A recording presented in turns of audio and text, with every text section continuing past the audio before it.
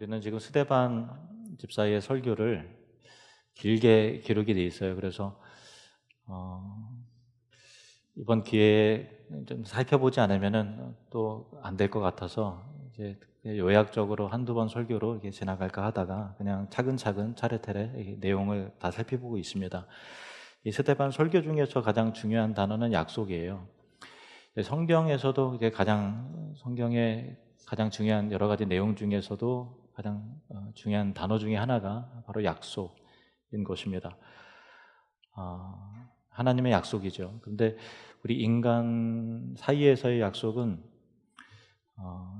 그 약속에 한계가 있죠. 왜냐하면 우리는 영원한 존재가 아니기 때문에 당사자들이 살아있는 동안만 유효한 거죠. 즉 인간의 약속은 약속의 당사자들이 약속의 기한에 이르기까지 죽지 않는다라고 하는 그 전제가 은연중에 깔려 있는 것입니다. 제가 만약에 일주일 뒤에 어떤 친구 목사와 어디에서 만나고 또 만나서 식사를 같이 하기로 약속을 한다고 하면 그 약속은 비록 저 자신과 제 친구가 의식하지 못한다 할지라도 두 사람이 다음 주에 죽지 않고 멀쩡히 살아 있을 것이라고 하는 그 전제가 깔려 있는 약속이죠. 만약에 다음 주에 이르기 전에 두 사람 중에 한 사람이 어떻게 된다면 그 약속은 원천적으로 무효가 되겠죠. 그래서 인간은 1000년 후에 일을 약속할 수 없습니다. 결혼할 때도 나는 당신과 영원히 함께할 것입니다. 절대로 당신을 영원토록 떠나지 않을 것입니다. 이렇게 서로 약속도 하고 서약을 주고받습니다만은 다 알고 있죠. 이거는 문학적인 표현일 뿐이지 실제로 인간은 죽음 이후에 영혼을 약속할 수 있는 존재가 못 된다라는 것을 누구나 다 알고 있습니다. 이것이 인간이 갖는 약속의 한계입니다. 그러나 하나님의 약속은 다릅니다. 하나님께서 아브라함에게 말씀하셨습니다. 창세기 17장 7절 말씀 같이 읽겠습니다. 내가 내 언약을 나와 너 및 네 대대 후손 사이에 세워서 영원한 언약을 삼고 너와 네 후손의 하나님이 되리라. 아멘. 하나님은 아브라함과 약속하시는데 단지 아브라함 한 사람과의 약속뿐만 아니라 내 후손들과 그리고 대대에 이르기까지 약속을 할 것이다. 그것의 약속은 영원한 약속이다. 이렇게 말씀을 하고 계십니다.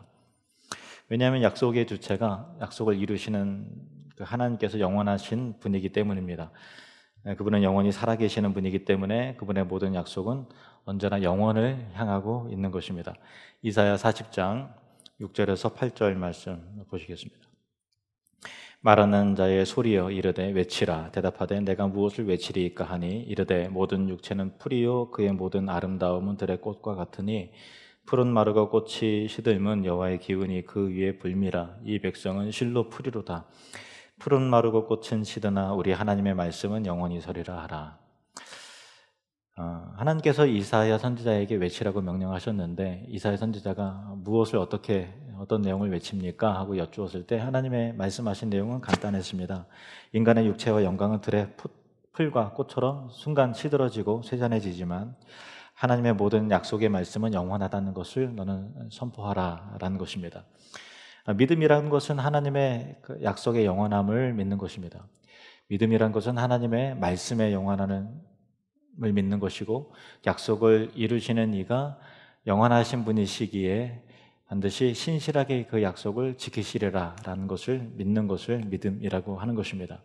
그 믿음의 사람들이 바로 아브라함이고 또 이삭과 야곱이며 또 요셉이고 또 모세인 것입니다. 그런데 그 영원한 약속을 믿는 믿음은 그냥 생기고 그냥 자라나고 또 완성을 향해 나아가는 것이 아니라 고난과 오래 참음과 또 절망과 연단을 통해서 비로소 믿음이 생겨나게 되고 자라나게 되는 것입니다. 지난 시간에는 애굽에 정착했던 이스라엘이 점점 생육하고 번성하게 되면서 이것을 두려워한 애굽의 왕이 점점 이스라엘을 자기의 부를 축적하기 위한 노동 자원으로 삼고 또 억압하고 핍박하는 그런 내용을 살펴보았습니다. 사도행전 7장 17절에서 20절 말씀 하나님이 아브라함에게 약속하신 때가 가까움에 이스라엘 백성이 애굽에서 번성하여 많아졌더니 요셉을 알지 못하는 새 임금이 애굽 왕위에 오르매 그가 우리 족속에게 교활한 방법을 써서 조상들을 괴롭게 하여 그 어린 아이들 내버려 살지 못하게 하려 할세. 그때에 모세가 났는데, 하나님께서 아브라함에게 약속하신 때가 가까이 왔어요. 그 때가 가까이 오면 올수록 아브라함에게 하신 약속처럼 그냥 70여 명의 가족이 민족이 될 정도로 어마어마하게 생육하고 번성하게 되었고, 그 약속하신 때가 가까울수록 그들을 향한 고난과 연단의 강도가 더 세진 거예요. 하나님의 약속이 가까울수록 연단과 고난은 더 깊어졌다라고 하는 것이 우리 생각과 다르구나라는 것을 우리는 기억해야 할 것입니다. 바로 그때에 모세가 태어났다는 것입니다. 모세의 부모는 석 달을 감추고 있다가 더 이상 숨길 수가 없어서 역청과 나무 진을 바른 갈대 상자에다가 모세를 넣고 나일강에 띄웠습니다. 바로 왕의 공주 하트셉수트가 아기를 물속에서 건져내고 그 이름을 모세라고 지었는데, 모세의 이름의 의미는 건져내었다, 건져냄이라는 의미입니다. 그 이름 그대로 모세는 후에 이스라엘을 억압 가운데서 노예 생활 가운데서 건져내는 사람이 되었습니다. 하나님의 섭리로 모세의 유모의 역할을 했던 어머니 요게벳이 몇 년이나 모세를 길러 키웠는지 정확하게 알 수 없습니다. 그러나 그녀는 할 수 있는 대로 모세에게 자기 민족의 정체성을 알려주고 하나님 나라의 이야기, 그런 것들을 들려주었을 것입니다. 실제로 모세가 모세오경을, 창세기를 비롯한 그런 모든 내용을 기록했던 것은 그 모든 내용을, 이어져 오는 내용을 어머니로부터 듣지 않았겠습니까? 당연한 얘기입니다. 모세는 어려서부터 자기가 애굽 사람이 아니라 히브리 사람이라는 것을 알고 성장했습니다. 그는 궁중에서 왕자로서의 특권과 그런 것들을 다 누리면서 자랐습니다. 애굽의 모든 학문과 기술과 또 예술을 익히며 자랄 수 있었을 것이고, 성인이 된 후에는 정치도 배우고 리더십도 배우고 또 심지어는 무예까지도 익혔을 것입니다. 미래의 민족 지도자로서 필요한 모든 그 자질과 지식을 하나님께서 그 기간에 습득할 수 있도록 어떤 그 엘리트 코스를 통해서 하나님께서 리더십을 정해놓으신 과정 가운데 그는 그 모든 것들을 습득을 했었던 것입니다. 미국 150년 전에 미국의 부흥운동을 주도했던 D.L. 무디 목사님, 여러분 잘 아실 것입니다. 무디 목사님이 모세 인생을 이렇게 세 단계로 정리를 했습니다. 첫 번째는 40년 애굽 왕자의 때를 40년의 시기 있지 않습니까? 그때 그 시기를 I am something, 나는 대단한 사람이다, 나는 참 중요해 라고 하는 자기의식이 있었다는 것입니다. 그리고 그 후에 미디안 광야에서의 40년 I am nothing, 나는 정말 아무것도 아니구나 라는 거예요. 그리고 그 다음에 애굽의 지도자로서의 40년의 삶 가운데 I am everything, 나는 정말 아무것도 아니지만 하나님께서 나 같은 자라도 들어 사용하시면 나는 하나님 안에서 모든 것을 할 수 있는 그런 사람이다 라고 하는 것입니다. 애굽 왕자로서의 그 40년 I am something, 그는 자신에게 특별한 사명이 있음을 알았을 것입니다. 자신의 동족이 학대받는 것을 괴롭게 생각했을 것이고, 그들을 해방시킬 수 있는 유일한 사람이 자기 자신이라는 것을 누구보다 잘 알고 있었겠죠. 나이 40이 되었을 때 어느 날 한 애굽 사람이 자기의 동족 히브리인을 학대하는 또 매질하는 것을 보면서 이 분노의 감정을 억제하지 못했어요. 그래서 보는 사람이 없음을 확인한 후에 애굽 사람을 쳐서 죽였습니다. 그리고 모래밭에 묻어버렸습니다. 출애굽기 2장 11절 12절 말씀 보시겠습니다. 함께 읽겠습니다. 시작.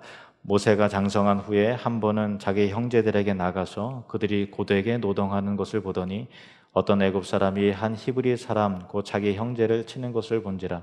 좌우를 살펴 사람이 없음을 보고 그 애굽 사람을 쳐 죽여 모래 속에 감추니라. 좌우를 살펴 사람이 없음을 보고, 이것은 모세의 행동을 표현한 것이지만 성경은 그의 어떤 그 영적인 상태를 묘사하고 있는 것이죠. 그러니까 주변 환경과 좌우만을 살필 줄 알았지 위를 살필 수는 없었다. 하늘에 하나님의 뜻과 또 하나님의 계획을 살피는 영적 자세가 이때는 없었다라는 것입니다. 어쨌든 그는 이튿날 사실 그곳을 지나다가 자기 동료 히브리인들끼리 서로 싸우는 것을 보고서 싸움을 말리는데, 거기서 그가 살인 현장을 본 사람이 있다는 것을 알게 되었고 결국은 도주하게 되었습니다. 모세가 도망하게 된 이유 중에서 지난 시간에는 정치적인 이유에 대해서 말씀을 드렸죠. 이 사건은 모세가 애굽인이 아니라 히브리인이다라는 것을 애굽의 그 정치 세력에게, 왕궁에게 공개적으로 드러나게 된 사건이었고, 이것은 모세의 어머니 하트셉수트와 적대적인 관계에 있었던 애굽 왕 투트모세 3세가 모세를 제거할 만한 명분이 되었기 때문에 그리 된 것이었습니다. 그리고 또 한 가지 이유가 더 있었는데요. 모세는 하나님의 약속에 따라서 자신을 통해서 이스라엘 민족을 억압 가운데 해방시킬 것이라는 사명과 기대감이 가득했다고 그랬잖아요. 그리고 그 자신의 마음을 내 동족이 알아주기를 바랬을 거예요. 공개적으로 히브리인이라고 드러난 것은 아니지만 동족은 암암리에 애굽 왕자가 모세가 우리 동족 히브리 사람이다라는 것을 어떤 사람들은 암암리에 다 알고 있는 것 아닙니까? 그 모세가 애굽인을 죽인 다음 그 이튿날에 이스라엘 사람끼리 서로 싸우는 것을 보고 말리고 화해하면서 너희는 같은 형제여 동족인데 왜 그렇게 서로 싸우느냐, 싸우지 말아라 라고 했더니 그 이스라엘 사람이, 자기 친구를 때리던 그 사람이 이런 반응을 보이는 거예요. 23절에서 29절 말씀 함께 읽겠습니다. 그 동물을 해치는 사람이 모세를 밀어뜨려 이르되 누가 너를 관리와 재판장으로 우리 위에 세웠느냐? 내가 어제는 애굽 사람을 죽임과 같이 또 나를 죽이려느냐 하니 모세가 이 말 때문에 도주하여 미디안 땅에서 나그네 되어 거기서 아들 둘을 낳으니라. 이 말 때문에 도주했다 그래요. 이 말 때문에. 그러니까 유대인이 히브리인이 한 그 말 때문에 도주했다라는 것인데요. 사실 노예 신분인데 모세는 지금 애굽 왕자잖아요. 근데 모세를 향해서 누가 너를 우리의 재판장이나 관리인으로 세웠냐 하면서 모세를 밀쳐낸다는 것은 사실 있을 수가 없는 일이잖아요. 속된 말로 죽으려고 한장한 일이 아니지 않으면 사실은 그렇게 할 수 없는 거예요. 그렇죠? 근데 그 사람이 그렇게 했다는 것은요, 모세에게 그런 반응을 보였다는 것은 나 이렇게 하고 나 지금 죽어도 좋다라고 하는 자기 마음 가운데 끓어오르는 이 모세를 향한 이 증오와 분노가 있었을 때는 그게 가능하죠. 그죠? 상식에 안 맞는 말이지만 지금 이판사판이다. 그래 나 죽여라. 라고 하는 자기의 그 마음 가운데의 감정이 표출돼야만 가능한 거죠. 왜 그랬을까요? 자기들은 노역의 고역에서 지금 죽지 못해 살아가는 거잖아요. 아침에 일하면 계속 불려나가서 하루 종일 허리가 끊어져라 일을 해야 되는데, 모세는 자기 동족인데 왕궁에서 호의호식하면서 온갖 좋은 것들을 다 누리면서 살고 있는 거잖아요. 그래서 모세에 대한 이스라엘 노예들의 불만과 상대적인 박탈감과 그로 인한 증오심이 애굽 사람을 미워하는 것보다 모세를 향한 증오심과 그 미운 감정이 더하면 더했지 못하지 않았다라는 것입니다. 이 일을 통해서 모세가 비로소 정신이 번쩍 들면서 깨달았던 거예요. 자기 딴에는 자기 동족을, 그래도 자기가 만약에 왕자로서 어느 정도 권세와 권한이 주어진다면 자기 동족을 해방시킬 수 있는 유일한 힘을 가졌기 때문에 이 일에 나를 하나님께서 부르셨다라고 하는 어떤 자기의 자긍심과 자기의 사명을 지금 알고 있는 것 가운데서 자기 히브리인들이 나에 대해서 얼마나 큰 기대와 얼마나 큰 소망과 나를 자랑스러워하지 않겠는가라고 하는 생각을 했었던 거죠. 그런데 그 순간 깨달았어요. 이것은 순간 자기 망상이었고 내 착각이었구나 라는 것들을 이 현실을 깨달은 거예요. 그래서 모세는 자기 정체성에 대한 혼란, 애굽의 왕자였지만 나는 그래도 히브리인이야, 언젠가 나는 하나님께 나에게 맡기신 사명을 나는 이룰 거야 라고 하는 히브리인으로서의 사명이 있었는데, 나는 이제는 애굽인도 아니고 더더욱 히브리인도 아니구나 했던 것입니다. 그래서 모세는 아무도 모르는 곳을 향해서 도망을 갔습니다. 애굽 왕 바로를 피해서 도망갔고요. 그리고 자신의 동족 히브리인들을 피해서 도망을 갔던 것입니다. 미디안 광야에서 두 번째 40년의 삶이 펼쳐지게 되죠. I am nothing. 이 기간에 모세의 신분은 미디안 광야의 양치기였습니다. 애굽 왕궁에서 삶의 절정과 호황을 누렸다면은 미디안 광야에서는 인생 밑바닥을 거쳐야만 했습니다. 모세에게 자기 소유라고는 아무것도 없었어요. 심지어 모세가 80이 되었을 때 그 시내산 하나님 만날 때 거기에 성경에 뭐라고 기록되어 있는가 하면은 모세가 장인의 양떼를 치다 가래. 그러니까 40년을 양치를 쳤는데 그 양 한 마리가 자기 소유가 아니더라라는 거예요. 아무것도 없는 지팡이 하나만 가지고 있는 미디안 처녀와 결혼한 모세는 처갓집에 얹혀 사는 더부살이 인생에 지나지 않았던 것이죠. 이와 같이 처절한 인생의 밑바닥에서 모세는 절망과 분노와 좌절감과 상실감으로 그렇게 치를 떨었을 것입니다. 그렇게 1년이 지나고 2년이 지나고 10년이 지납니다. 그렇게 세월이 흘러갑니다. 그러면서 동시에 인생의 실상을 비로소 정직하게 깨닫게 되었습니다. 사람이 왕궁에서 태어나서 왕자의 신분으로 살아가든 그 안에 벌어지는 모든 일들, 인간의 실상을 모세는 다 알잖아요.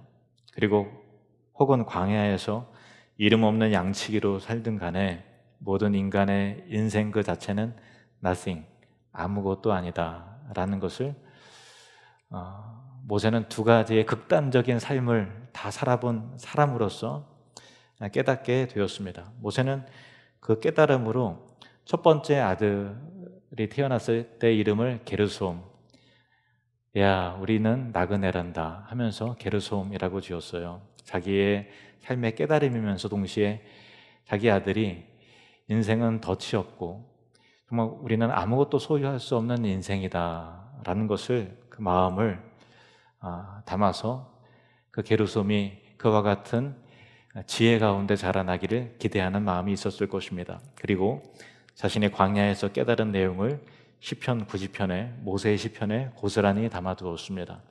시편 90편 3절에서 10절 말씀입니다. 주께서 사람을 티끌로 돌아가게 하시고 말씀하시기를 너희 인생들은 돌아가라 하셨사오니 주의 목전에는 천년이 지나간 어제 같으며 밤의 한순간 같을 뿐임이니이다. 주께서 그들을 홍수처럼 쓸어 가시나이다. 그들은 잠깐 자는 것 같으며 아침에 돋는 풀 같으니이다. 푸른 아침에 꽃이 피어 자라다가 저녁에는 시들어 마르나이다. 우리는 주의 노에 소멸되며 주의 분내심에 놀라나이다. 주께서 우리의 죄악을 주에 놓으시며 우리의 은밀한 죄를 주의 얼굴 빛 가운데 두셨사오니 우리의 모든 날이 주의 분노 중에 지나가며 우리의 평생이 순식간에 다하였나이다. 우리의 연수가 70이요 강건하면 80이라도 그 연수의 자랑은 수고와 슬픔뿐이요 신속히 가니 우리가 날아가나이다. 아멘. 철저한 I am nothing의 고백인 것입니다. 이것은 결코 한순간의 감상이 아니죠. 40년이란 기나긴 세월 동안 광야 밑바닥에서 모세가 온몸으로 체득한 인생 경험의 산물이었던 것입니다. 그렇게 또 40년이 지나갑니다. 사도행전 7장 30절 말씀 함께 읽겠습니다. 40년이 참에 천사가 시내산 광야 가시나무 떨기 불꽃 가운데서 그에게 보이거늘. 스데반은 설교 중에서 간단히 40년이 참해 이렇게 했지만 사실 그 40년이 담긴 묵직한 길고도 긴 그 내용은 참 인내의 기간이었고 연단의 기간 아니었겠습니까? 하나님이 정하신 그 기간이 찼을 때 그 기간이 차야 되는 거예요. 우리가 그 기간을 앞당길 수도 없고 어떻게 뛰쳐나갈 수도 없는 거예요. 하나님께서 정하신 그 많은 훈련이 필요하리라 라고 하는 그 기간이 찼을 때 하나님은 비로소 모세를 부르셨습니다. 모세가 하나님의 부름을 받은 그 산의 이름은 시내산이라고도 하고 또 성경 다른 데는 또 호렙산이라고도 하는데 이 두 명칭은 서로 각각의 명칭이 아니고요. 산맥이 있으면 그 산맥에 또 그 봉우리가 있잖아요. 그러니까 이를테면은 호렙 산맥의 시내산 뭐 이런 표현으로 이해하시면 됩니다. 모세는 장인 이드로의 양떼를 몰고서 시내산에 이르렀다가 불이 붙은 가시나무 떨기를 보았는데 희한한 것은 불이 막 붙으면 나무가 타야 되는데 나무가 타지 않고 그 불이 계속 활활 타오르는 거예요. 모세가 신기해서 어찌된 광경인지 알아보려고 가까이 왔을 때 하나님이 말씀하십니다. 내 조상의 하나님, 즉 아브라함과 이삭과 야곱의 하나님이다. 모세가 두려워서 감히 얼굴을 들지 못하고 바라보지 못할 때 하나님이 또 이어서 다음과 같이 말씀을 하십니다. 33절 말씀 같이 읽겠습니다. 시작. 주께서 이르시되 내 발에 신을 벗으라. 내가 서 있는 곳은 거룩한 땅이니라. 하나님은 모세가 서 있는 그 땅을 거룩한 땅이라고 말씀을 하셨습니다. 저는 못 가봤지만 시내산을 실제로 가보신 분들은 그냥 죽음의 돌산이래요. 그러니까 광야에 최적화되어 있는 그 중동의 특유의 그 가시나무 특유의 가시나무 외에는 풀 한 포기도 제대로 자라날 수 없는 죽음의 돌산에 지나지 않다고 합니다. 그런데도 하나님은 생명력이 없는 그 커다란 돌산을 거룩한 땅이요 성지다라고 말씀을 하고 계시죠. 바로 그것에 하나님이 임하셨기 때문입니다. 하나님이 거룩하신 분이기 때문에 거룩하신 하나님께서 임재하여 계신 곳이 거룩한 장소가 되는 것은 너무나 당연한 이치입니다. 하나님께서는 모세에게 먼저 발에서 신을 벗으라고 명하셨습니다. 인간의 발과 신은 타락한 본성과 이기심을 상징하는 표현입니다. 인간은 자기의 이기적인 욕망과 욕구와 또 그런 것들을 찾기 위해서 그 사람과 그 장소를 찾기 위해서 분주히 돌아다니지 않습니까? 그 결과 죄악의 장소를 두루 다니는 인간의 발은 언제나 세상의 추악한 냄새와 죄의 먼지로 더럽혀져 있기 마련이죠. 사람은 누구나 다 얼굴을 닦기 전에 발을 먼저 닦죠. 발을 닦은 후에 얼굴을 닦는 사람은 없어요. 목욕을 했으면 얼굴도 깨끗하고 발도 틀림없이 깨끗하겠죠. 근데 항상 얼굴을 닦고 또 몸을 닦고 발을 닦은 것을 빨래통에다 집어넣지 발을 먼저 닦고서 그 다음에 얼굴을 닦는 사람은 없어요. 왜 그럴까요? 어차피 목욕했으면 다 비누칠을 하고 뽀독뽀독 깨끗하게 씻어서 그냥 위생적인 측면에서 보면 얼굴이나 발이나 그게 그걸 텐데 왜 발을 맨 나중에 닦습니까? 그것은 사람의 은연중에 자기 의식 속에 발이 제일 더럽다라고 하는 그 은연중에 그렇게 생각하는 공통적인 생각이 있어서 그런 것 아닙니까? 따라서 하나님께서 모세에게 내 발에 신을 벗으라고 말씀하신 것은 인간을 타락하게 하는 자기 욕망과 교만과 이기심의 그 신발을 이제는 벗으라는 그런 의미였음을 우리는 알게 되는 것이죠. 우리는 사도행전 7장 스데반의 설교 처음으로 다시 돌아가야 될 필요가 있습니다. 사도행전 7장은 스데반이 사내들인 법정에서 행한 설교인데 변론 가운데 증언하는 것이죠. 하나님께서 거룩한 예루살렘 성전 안에만 계신다고 굳게 믿는, 성전 그 자체가 거의 하나님과 방불하다고 믿는 유대인들이 스데반을 제거하기 위해서 거짓 증언과 거짓 증인들을 세워서 그 예루살렘 성전을 모독했다고, 그렇게 신성 모독죄를 지어서 죽어 마땅하다고 하는 고발했던 그런 가운데 스데반이 역사를 중심으로 지금 설교하고 있는 내용이죠. 스데반은 이 설교를 통해서 하나님께서 조상 아브라함이 예루살렘이 아니라 메소포타미아에 있을 때, 저 이방인의 땅에 거할 때 하나님을 알지 못했던 그곳에 나타나 역사하셨고, 가나안에 있는 이삭과 야곱과 함께 하셨고, 애굽에 있는 요셉과 또 모세와도 함께 하셨고, 하나님 미디안 광야에도 계시고, 신의 산과 같은 정말 죽음의 돌산과 같은 풀 한 폭이 없는 곳에서도 계시는 무소부재하신 하나님이시라는 것을 이 역사의 스토리를 통해서 그들에게 증언하고 있는 것이죠.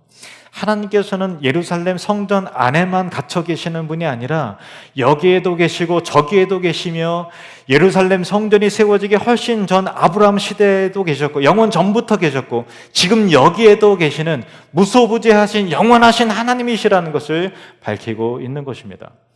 참된 성소, 참된 성전은 예루살렘 성전 건물 그 자체가 아니라 하나님을 인격적으로 만나는 사람이 자기 욕망과 교만의 그 이기심의 신발을 벗어던지는 데서부터 그 성소가 시작된다는 것을 말하고 있는 것입니다.